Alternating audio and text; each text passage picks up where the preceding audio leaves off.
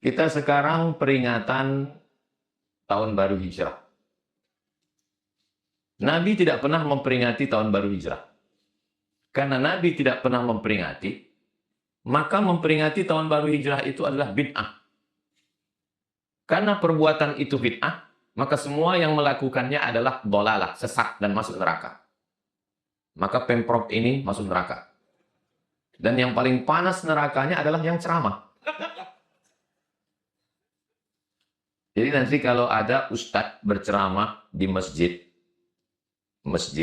Pemprov Riau, masjid Polda, tiba-tiba ada orang yang membaca Quran. Ustadz ceramah dia baca Quran. Atau menjulurkan kaki sambil bersandar di tiang sambil begini. Saya orangnya penasaran, kenapa saya ceramah, dia kok malah baca Quran? Kenapa saya ceramah, dia kok malah menjulurkan kaki seakan-akan menantang? Baru saya paham. Karena dia menganggap saya pelaku bid'ah. Dan pelaku bid'ah itu tidak boleh disalami, tidak boleh disahabati, tidak boleh direspon. Karena kaidah yang mereka pakai, man lam yubaddi al-mubtadi fahuwa mubtadi. Siapa yang tidak membid'ahkan pelaku bid'ah, maka dia adalah pelaku bid'ah. Ini adalah cikal bakal pemikiran radikal. Cikal bakal pemikiran anti toleransi. Karena menurut mereka, yang tidak sepemikiran dengan dia, yang tidak sama dengan pemikiran gurunya adalah pelaku bid'ah. Maulid Nabi, bid'ah. Isra Mi'raj, bid'ah. Nuzul Quran, bid'ah. 1 Muharram, bid'ah. Acara haul, bid'ah. Jadi saya ini, somat bid'ah, somat bid'ah, somat bid'ah, somat bid'ah, somat bid'ah. Jadi jangan heran kalau saya misalnya dicaci maki, di gambar saya, di wajah saya dikali, lalu ditulis UAS, Ustadz Ahli Subhat. Faham? Karena dia menganggap saya pelaku bid'ah. Dan semua kabupaten kota di Indonesia ini punya namanya PHBI, Panitia Hari Besar Islam. Dan setiap panitia Hari Besar Islam itu gubernur, wali kota pasti memberikan sambutan. Berarti semua gubernur, wali kota, presiden itu pelaku bid'ah. Dan kalau bid'ah berarti dolalah. Kalau dolalah berarti finnar, masuk neraka. Mungkin itu sebabnya gubernur takut hadir semua. Setitik demi setitik, lama-lama tinggi menjulang. Semalam gubernur bersuntik, biusnya belum hilang. Flu beliau. Karena mengurus Riau ini bolak-balik pagi pergi Jakarta, pulang sore, badan itu tak kuat. Suntik, kita doakan sehat. Karena beliau punya program, diwakili oleh Pak Sekda. Kalau Tuhan pergi ke kali, jangan lupa memetik jamur. Kalau selalu mewakili, lama-lama bisa jadi gubernur. Mungkin sekarang pantun ini tak terlalu penting. Tapi 10 tahun lagi bisa jadi penting. Apa itu yang dimuliakan Allah Subhanahu wa Ta'ala. Nah, megawat kata bahasa. Apakah memperingati satu momen itu bid'ah? Simpel sekali cara berpikirnya. Kalau tidak dibuat Nabi, bid'ah. Maulid Nabi, Isra Mi'raj, Nuzul Quran, haul tidak dibuat Nabi, bid'ah, bid'ah, bid'ah, bid'ah.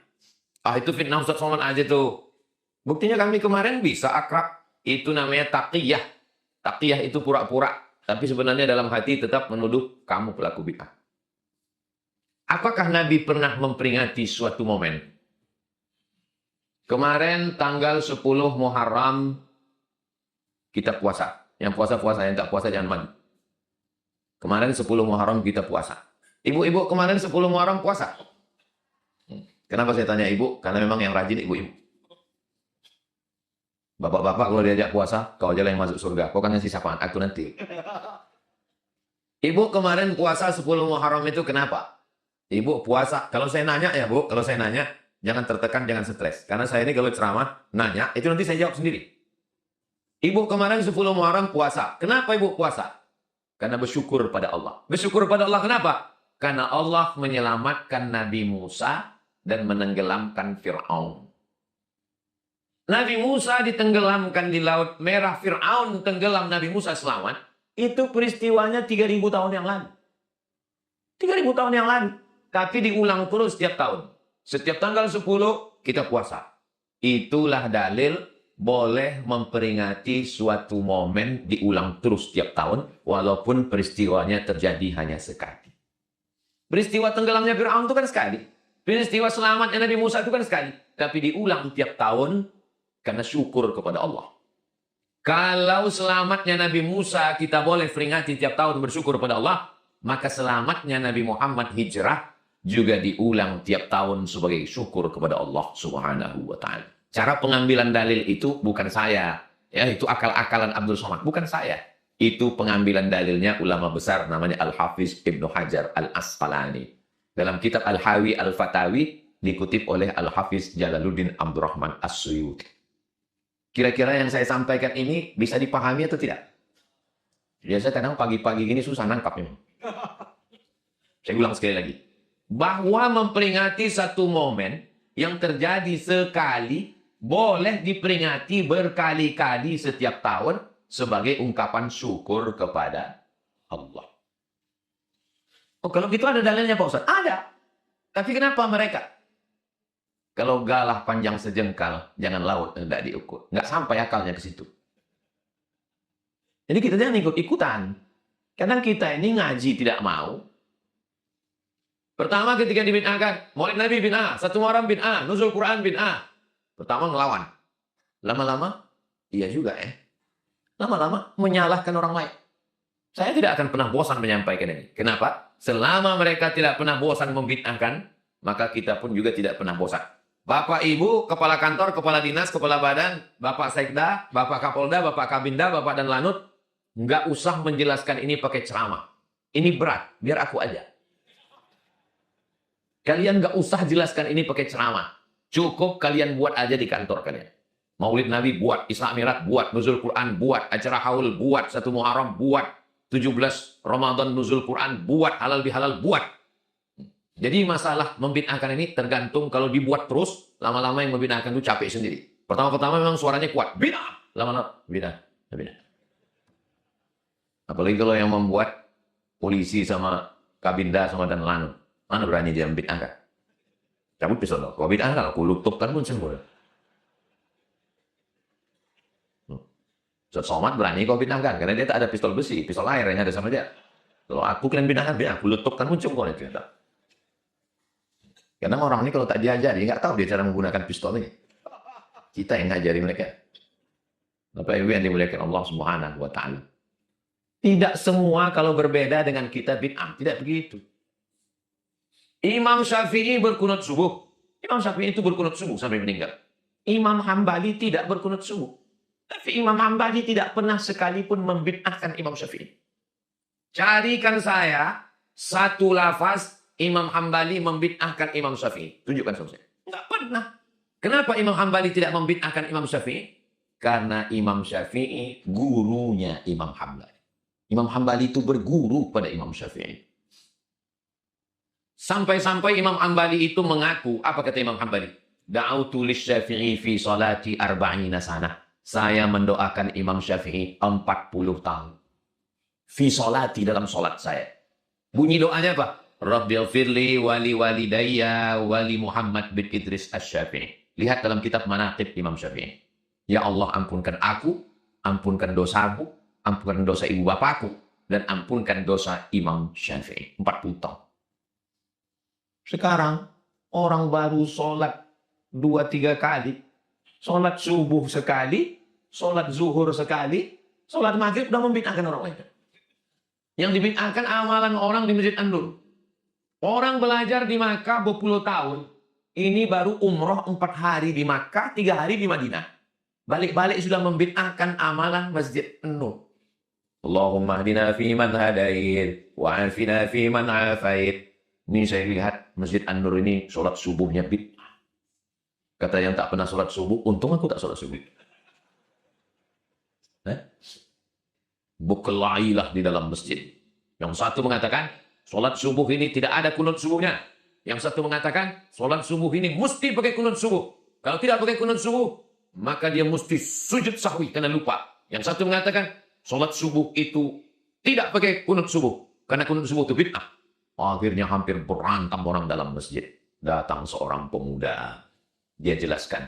Yang sholat subuh pakai kunut subuh itu mazhab Syafi'i. Yang tidak pakai kunut subuh mazhab Hambali. Itu di Makkah Madinah kok nggak pakai kunut subuh? Karena Saudi Arabia King Abdul Aziz mazhabnya Hambali. Maka mereka tidak pakai kunut subuh. Indonesia mazhabnya Syafi'i, maka pakai kunut subuh. Terus kita bagaimana? Ikut saja imam. Kalau imamnya kunut subuh, kita ikut. Kalau imamnya nggak kunut subuh, kita pun ikut. Akhirnya nggak jadi kelahi di masjid. Siapa yang menjelaskan itu? Anggota kepolisian.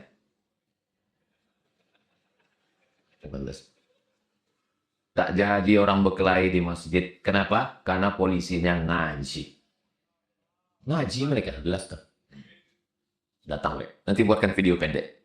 Buatkan video pendek, masjid sedang berkelahi. Tiba-tiba datang waktu. Kenapa berkelahi ini? Karena mari saya jelaskan ya. Mari saya jelaskan, habis itu dicabutnya pistolnya. Berkelahi, ku tembak kalian sekalian. Mau kalian ku cubit ginjal kalian. Tidak semuanya diselesaikan pakai kekerasan. Tidak semuanya diselesaikan pakai besi. Bisa diselesaikan dengan dalil-dalil. Kalau tak selesai juga, apa boleh buat? Cabut, kan barang. Nah, ini ngaji kita ini menunggu matahari terbit. Nanti matahari terbit, kita sholat sunat isyraq 2 rakaat. Kusalli sunnatal isyraq raka'ataini lillahi ta'ala. Habis itu kita pulang masing-masing karena banyak yang mau lari pagi. Laki-laki yang lari pagi itu ada 3 alasan. Yang pertama karena mau sehat, membakar karbohidrat. Yang kedua karena lari dari istri.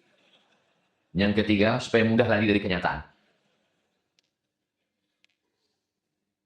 Pelajaran dari hijrah ini, insya Allah subuh ini saya mau jelaskan ada 5. 5 pelajaran dari hijrah. Ibu-ibu masih siap? Kira-kira 5 ini bisa diingat? Belum saya sampaikan. Yang pertama, yang menemani Nabi di tempat tidur namanya Ali bin Abi Thalib. Yang menemani di atas Jabal Nur, Jabal Sur, namanya Abu Bakar Siddiq.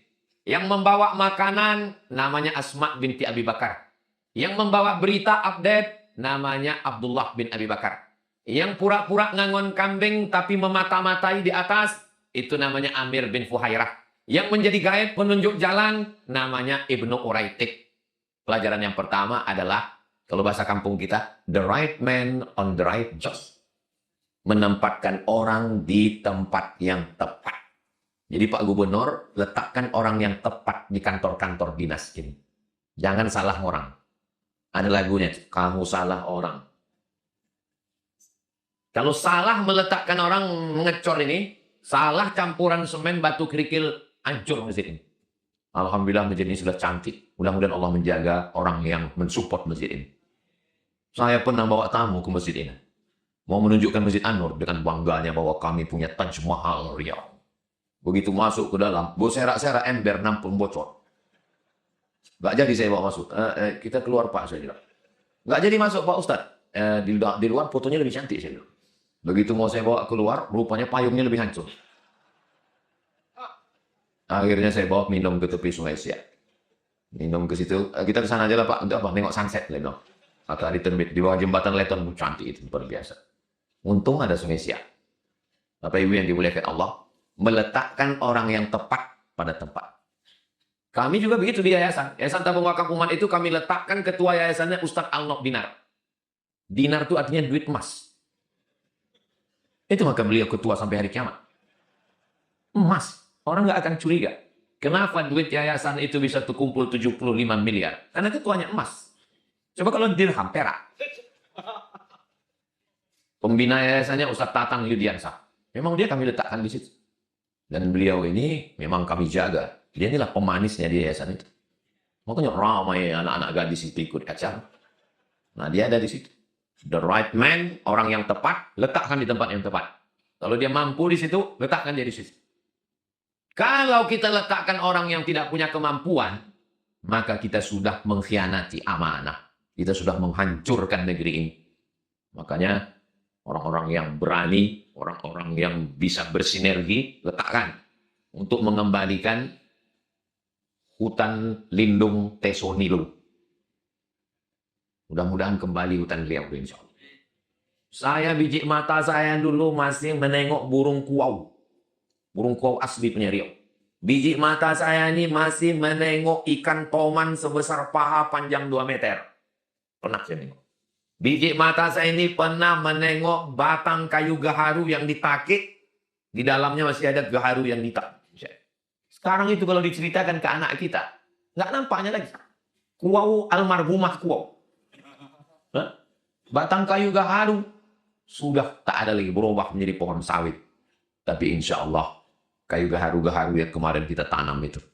Menanam penanaman pohon kayu gaharu. Apa yang saya pikirkan waktu menanam kayu gaharu? Yang saya pikirkan, waktu panen gaharunya aku masih hidup apa tidak? Tapi kita tidak berpikir untuk kita, berpikir untuk anak-anak kita. Letakkan orang yang tepat, maka insya Allah dia akan jaga alam semesta. Itu pelajaran dari hijrah Nabi Muhammad Sallallahu Alaihi Wasallam. Berapa orang tadi? 6. Sayyidina Ali tidur tempat tidur Nabi. Abu Bakar Siddiq naik ke atas. Yang ngasih makanan, Asma. Yang membawa berita, Abdullah. Yang pura-pura mengembala kambing di bawah, memata-matai siapa yang naik ke atas. Mungkin ini orang Kabinda juga ya. Amir bin Fuhairah. Yang menunjuk jalan, siapa yang tahu gaib penunjuk jalan? Ibnu Uraitib. 6 orang penting dalam peristiwa hijrah Nabi Muhammad SAW. Tolong dengan baik-baik yang nama 6 ini, karena mungkin ini akan keluar dalam UAS ujian akhir semester. Pelajaran yang kedua, bahwa hijrah itu berstrategi. Sekarang orang tak ada strategi. Jangan bayangkan hijrah itu, Bismillahirrahmanirrahim, la haula wa la quwata illa billah. Apa yang terjadi, terjadilah. Oh, tak bisa begitu. Pak Sekda berstrategi. Bagaimana strategi kita ke depan? Dulu ada namanya Repelita Rencana Pembangunan 5 tahun.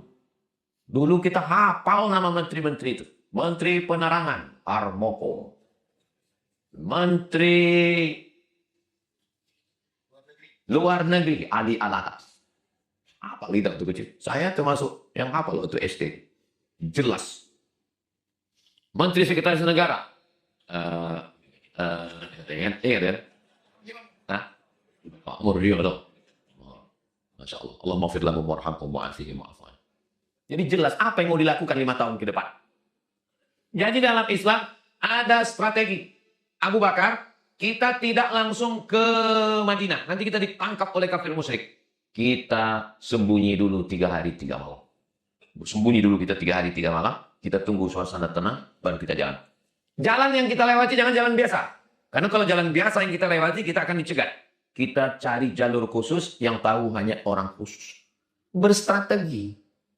Ya, coba tanya anak-anak muda kita. Tanya mereka, apa strategimu menunjukkan perKUA? Apa strategi untuk masa depan? Ini sekarang banyak orang, serahkan aja sama Allah, Pak Ustadz. Biar Allah yang mengatur hidup kita. Kok pikir Allah itu stuck kau?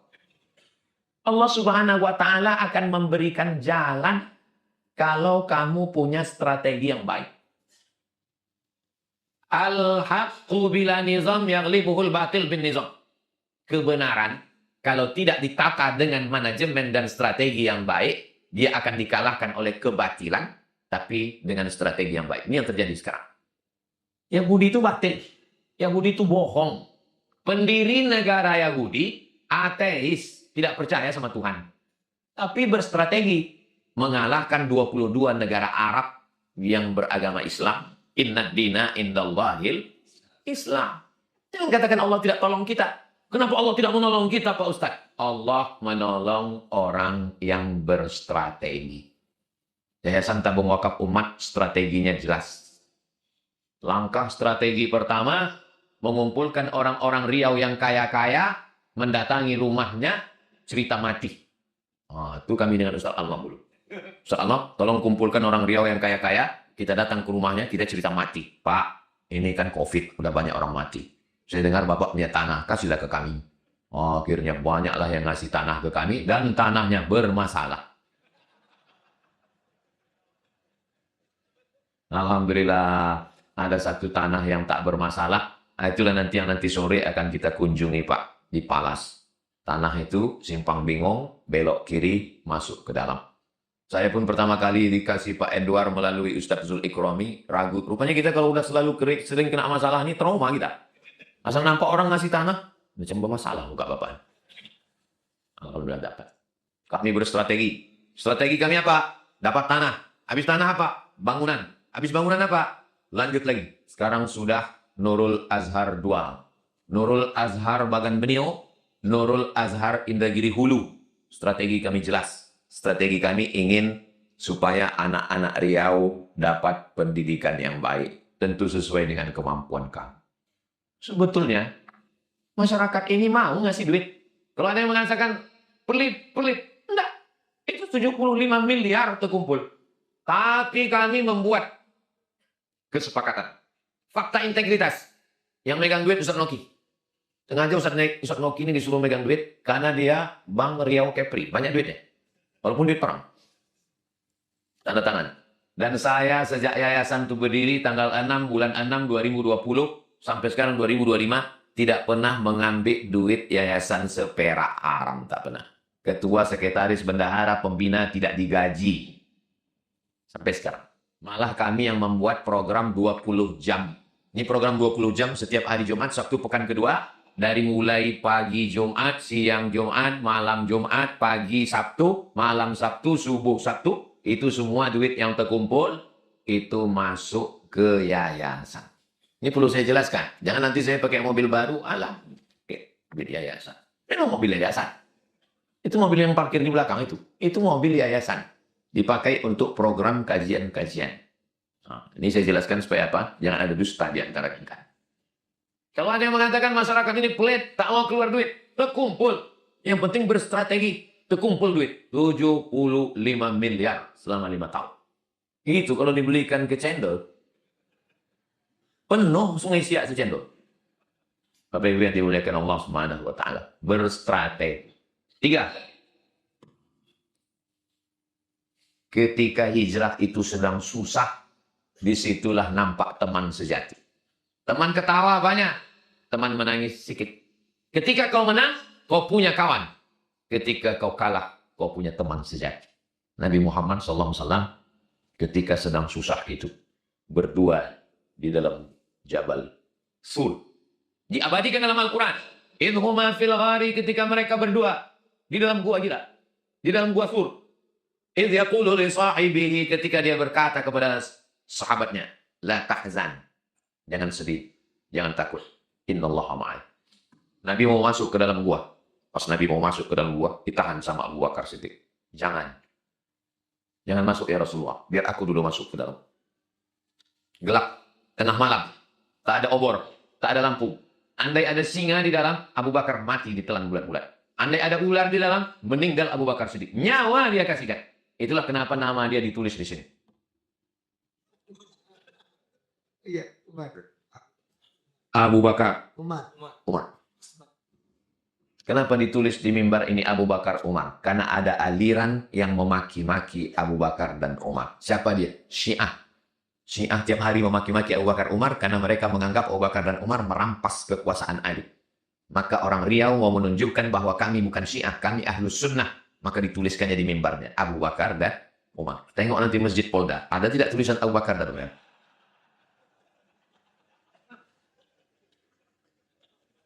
Ini bukan sembarangan nulis Abu Bakar dan Umar ini. Dan dalam lisannya diucapkan, Al-Khalifatul Awwal Sayyiduna Abu Bakrin Siddiq. Radhiyallahu anhu. Belum pernah lagi protokol menyebut, berikut ini mari kita dengarkan tausiah yang disampaikan oleh Ustaz Abdul Somad. Tiba-tiba semua jamaah, radhiyallahu anhu. Belum sampai kau ke level itu.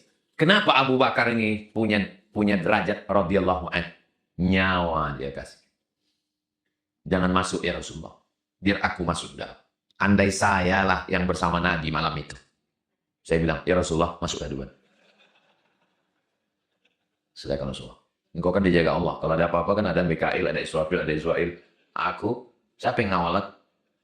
Jangan kan polisi, Satpol PP pun tak ada. Dan makanya kita ini nggak ada apa-apanya dengan Abu Bakar dan Umar radhiyallahu anhu.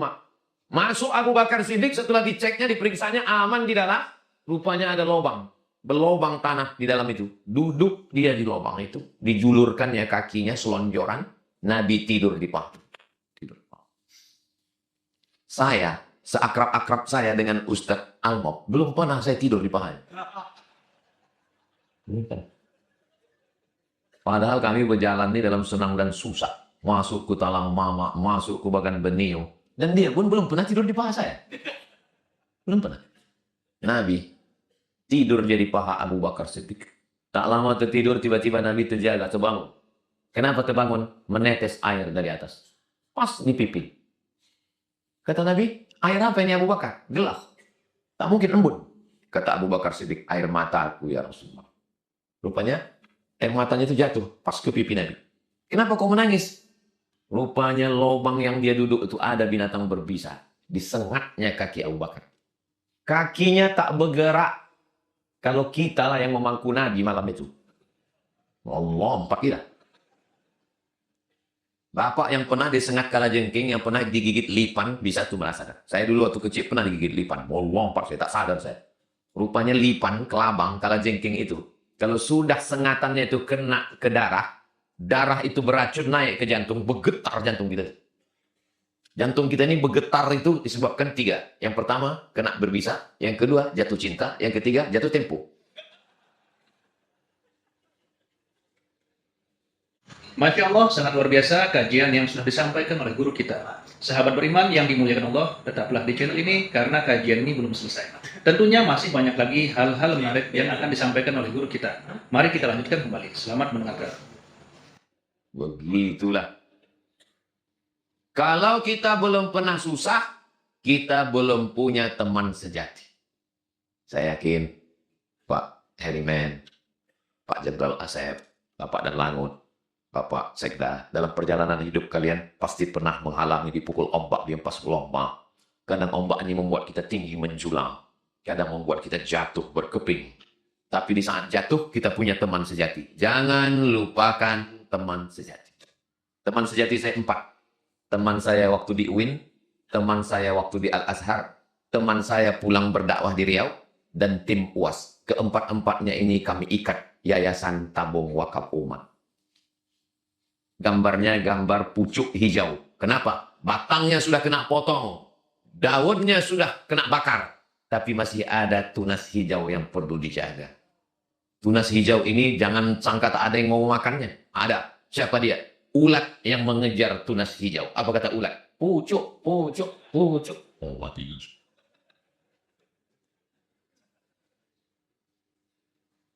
Kami punya teman sejati, punya sahabat dalam keadaan kesusahan, dalam keadaan kepayahan.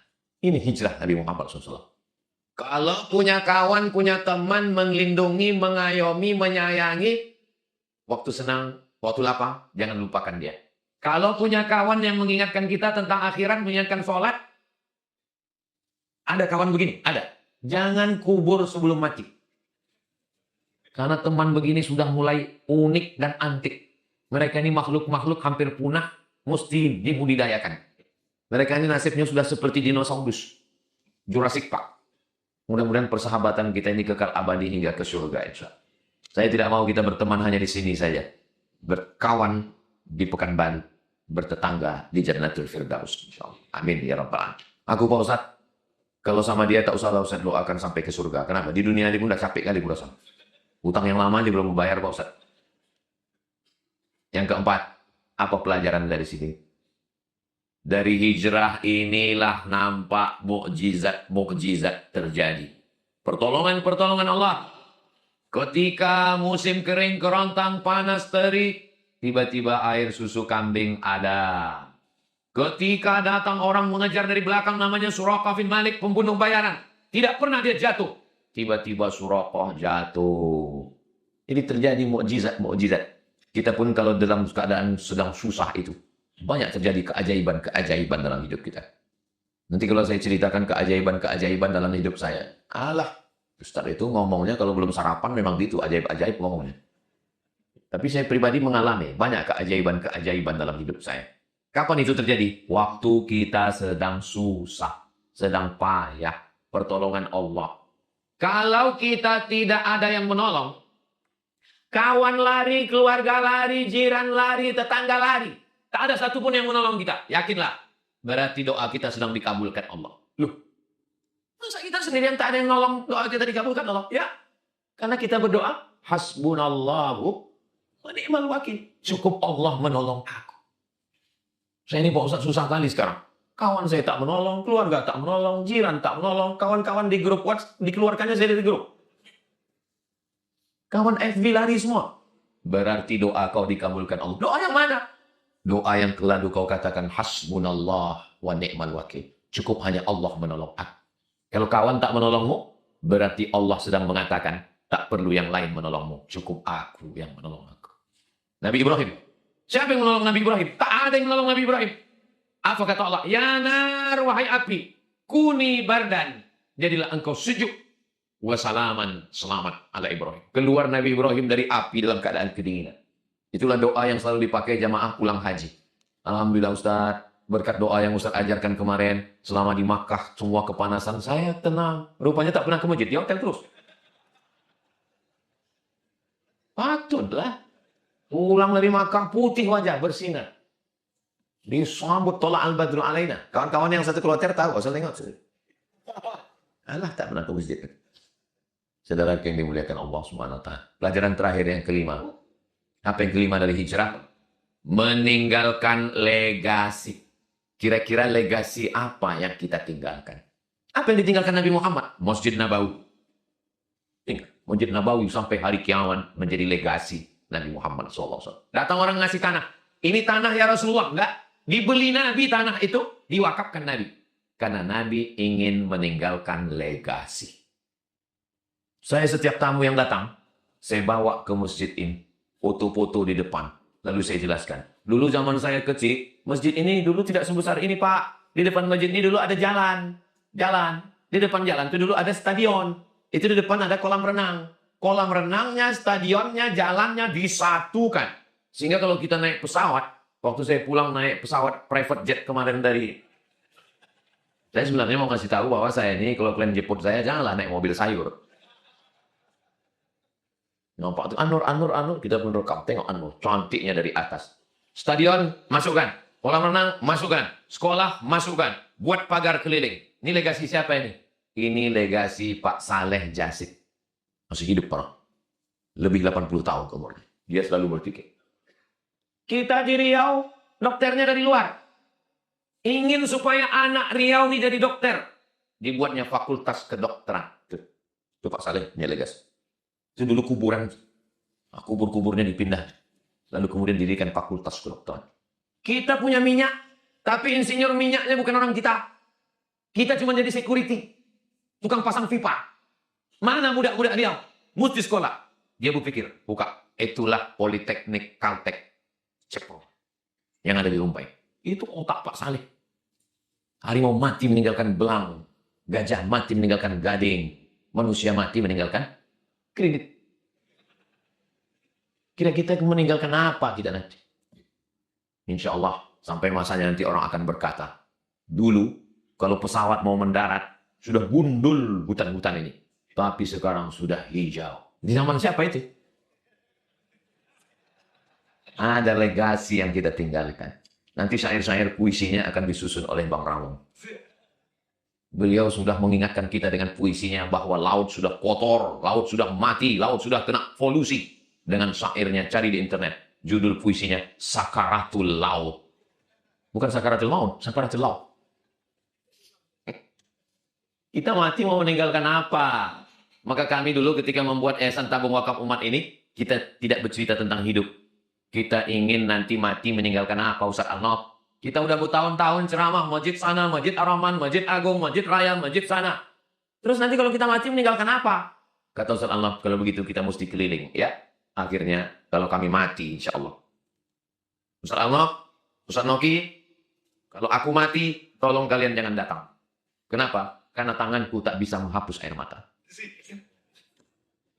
Tapi kalau ditengok dari tahun lahir, antara saya dengan mereka, kelihatannya saya lebih dulu. Karena mereka ini muda-muda.